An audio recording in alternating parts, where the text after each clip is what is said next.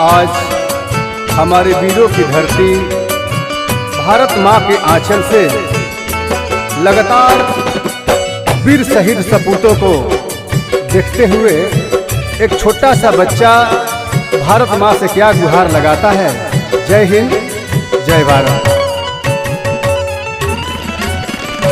अपनी हाथों से माँ तू सजा दे, अपनी हाथों से माँ तू सजा दे, हम बहादुर सिपाही बनेंगे, हम बहादुर सिपाही बनेंगे।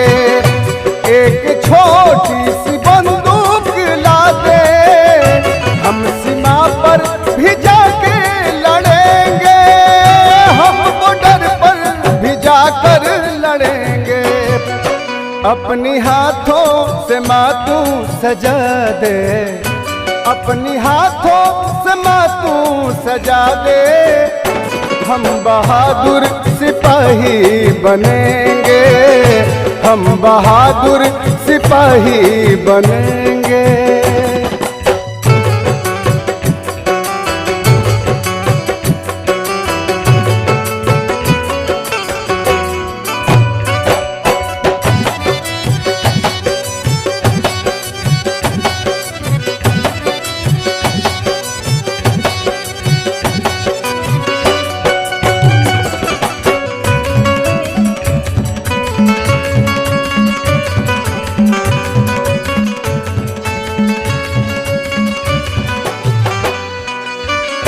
चंद्रशेखर भगत की कहानी याद आ रही है, झांसी की रानी।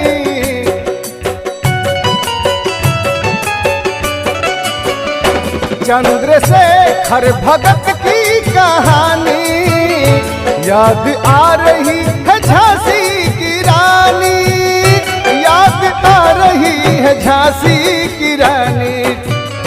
दोस्तों बिगुल तू अपनी बजा दे, दोस्तों बिगुल तू अपनी बजा दे, दुश्मनों की अति न सहेंगे, दुश्मनों की अति न सहेंगे।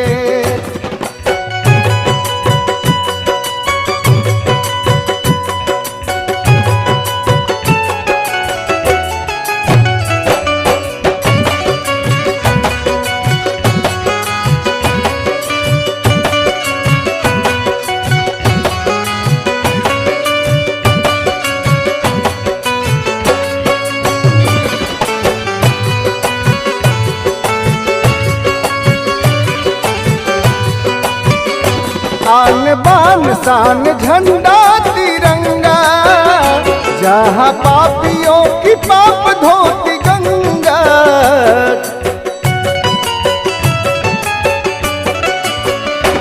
आन बान शान झंडा तिरंगा, जहाँ पापियों की पाप धोती गंगा, जहाँ पापियों की पाप धोती गंगा। हिंदुस्तान की कसम अब धरा दे, भारत की कसम अब धरा दे, कमर कस के हम आगे बढ़ेंगे, हम बहादुर सिपाही बनेंगे।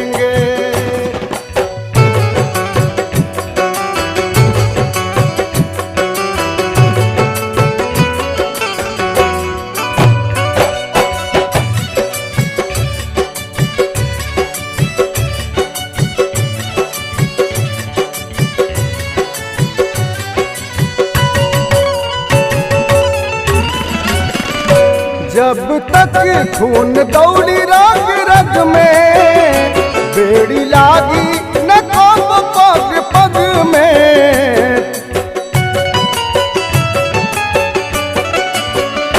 जब तक खून दौड़ी रग रग में, बेड़ी लागी न कब पग पग में, बेड़ी लागी न कब पग पग में। रघुबर राजू के तिलक लगा दे, राकेश राजू को तिलक लगा दे, रुद्र बदला हम लेके रहेंगे, हम बहादुर सिपाही बनेंगे। अपनी हाथों से मातू सजा दे, अपनी हाथों से मातू सजा दे, हम बहादुर सिपाही बनेंगे, हम बहादुर सिपाही बनेंगे, हम बहादुर सिपाही बनेंगे, हम बहादुर सिपाही